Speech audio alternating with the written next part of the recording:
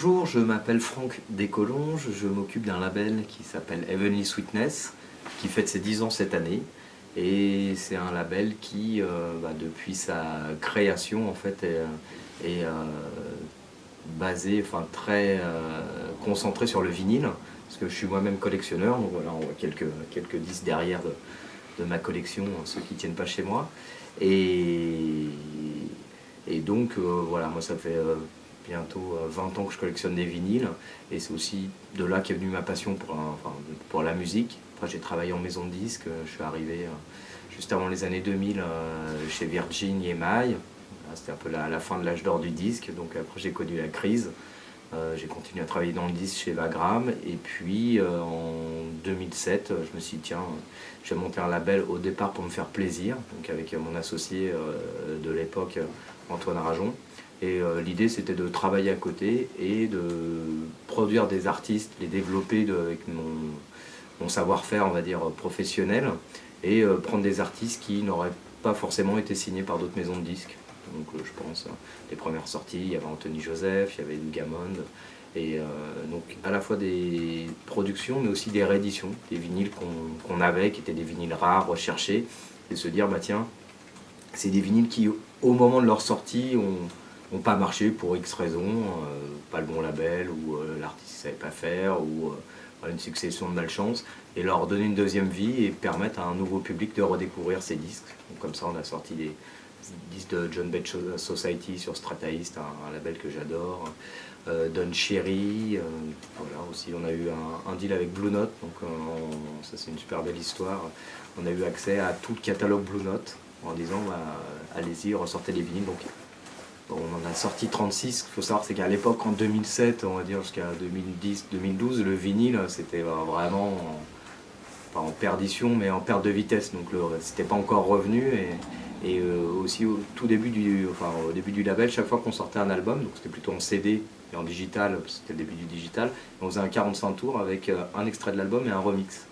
Et au départ, les gens nous disaient mais vous êtes fous, des 45 tours de jazz, mais ça ne jamais se vendre. Et le premier c'était Lou Gamond avec un remix de Fortet. Et genre le disque, on a dû en vendre, j'en ai repressé 5 fois, on a dû en vendre 2500. Et justement c'était marrant parce que le fait de faire des choses différentes, aussi avec un support vinyle, ça a intéressé les gens. Musicalement c'était aussi intéressant. Donc voilà, on a vraiment profité de ce regain d'intérêt autour du vinyle. Mais qu'on fait aussi parce que, avec respect, c'est pas juste pour le label un phénomène de mode, parce que voilà, on baigne vraiment dedans, et puis voilà, il y a plein de raisons pour lesquelles on est très attaché au vinyle. On fait voilà avec respect. Ouais, le label a grossi au fur et à mesure.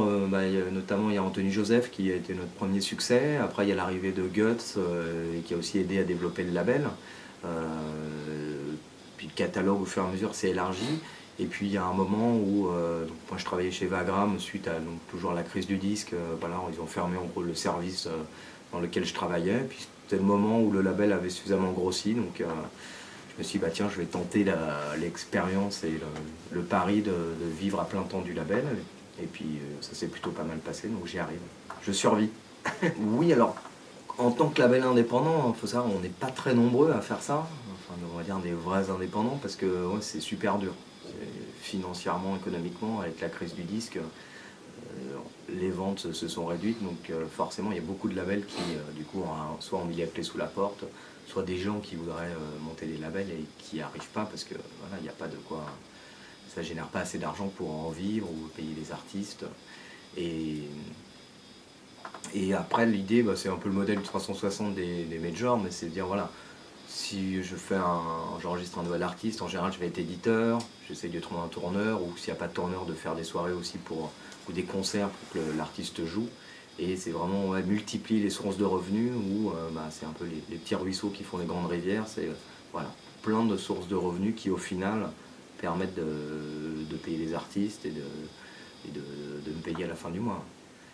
Mais il faut aussi, chaque label a un peu sa martingale. Du coup, il y en a qui sont DJ, d'autres qui sont spécialisés dans la synchro. Voilà, moi je fais un peu de tout. Je fais un peu de DJ de temps en temps, j'ai quelques synchros qui tombent. C'est un peu, des opportunités.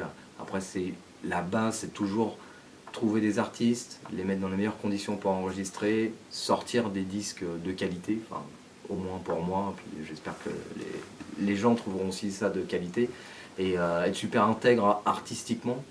Et puis après, voilà, il y a des coups de chance, il y a des opportunités qui arrivent. Voilà, c'est un peu, même sur le vinyle, voilà, parfois on a fait des disques, on ne pensait pas en vendre énormément, et puis finalement ça s'est bien passé. Voilà, on a pressé 2, 3 fois les vinyles, 4 fois. Donc voilà, raconter des histoires, et puis des fois ça devient des belles histoires, et puis d'autres personnes s'en emparent. Alors il y a un vrai retour du vinyle, ça c'est indéniable. Ce qui se passe, c'est que c'est un phénomène, enfin c'est européen aux États-Unis, mais il y a des pays, par exemple au Japon, ils sont encore à fond dans le CD, ils n'ont pas fait la mutation sur le digital. Et ce qui est marrant, c'est que il y a à la fois des gens qui ont connu le vinyle, qui en rachètent parce que c'est devenu cool d'avoir des vinyles. Il paraît qu'il y a même des gens qui achètent des vinyles pour décorer leur appartement et pas les écouter, donc ça me paraît un peu dingue. Maintenant on trouve à nouveau des platines partout. Et en fait, il y a des plus jeunes qui, eux, n'ont pas connu le vinyle dans leur je sais pas, adolescence, enfance, et qui ont connu que de la musique digitale et qui s'intéressent au format parce que aussi il y a un lien physique avec le disque. Il y a aussi des DJ qui se remettent à mixer des vinyles, alors qu'avant, voilà, tu avais des clés USB, tu t'embarrassais pas à transporter des vinyles. Et voilà, ils ont besoin d'un lien avec l'objet, je pense. Et puis il y a aussi toute une mythologie du vinyle, parce que voilà, ça fait référence aux années 60, 70, 80. Donc voilà, ils s'identifient aussi à certains artistes de cette époque-là. Mais je pense que ça va se calmer, parce qu'il y a un véritable effet de mode qui a déjà eu lieu. Dans les années 90, c'est revenu avec toute la mode des DJ, hip-hop, house et autres, où voilà, tu mixais sur vinyle. Et j'en vends plus, mais je n'ai pas multiplié mes ventes par 2, par 3 ou par 5, quoi. Parce que bah voilà, ça reste une musique qui touche un public plutôt restreint. Alors j'en vends plus, rien que, on va dire, phénomène mécanique, il y a plus de magasins de disques. Donc même s'ils m'achètent un disque en 2007, là où il y avait, je sais pas, peut-être 20, 25, 30 disquaires, peut-être pas en France, mais voilà, il y a peut-être, je sais pas, il y a vraiment un nombre limité de disquaires. Le nombre de disquaires il a été multiplié par 2, donc s'ils m'en prennent tous un, ne serait-ce qu'un, en espérant qu'ils le vendent, voilà, je multiplie mes ventes par 2. C'est plus de la distribution, mais là il y a un phénomène qui est dingue, c'est que je crois qu'il n'y a pas de ville de plus de 150 000 habitants qui n'ait pas de disquaire, quoi. J'arrête pas de recevoir des mails disant ouais, je viens d'ouvrir un shop, voilà, je voudrais votre catalogue. Mais tant mieux, c'est génial. Et il y a aussi le Calife qui a œuvré pour ça, le Discardaire. C'est des événements qui ont vraiment aidé à ce retour du vinyle et à redévelopper l'objet.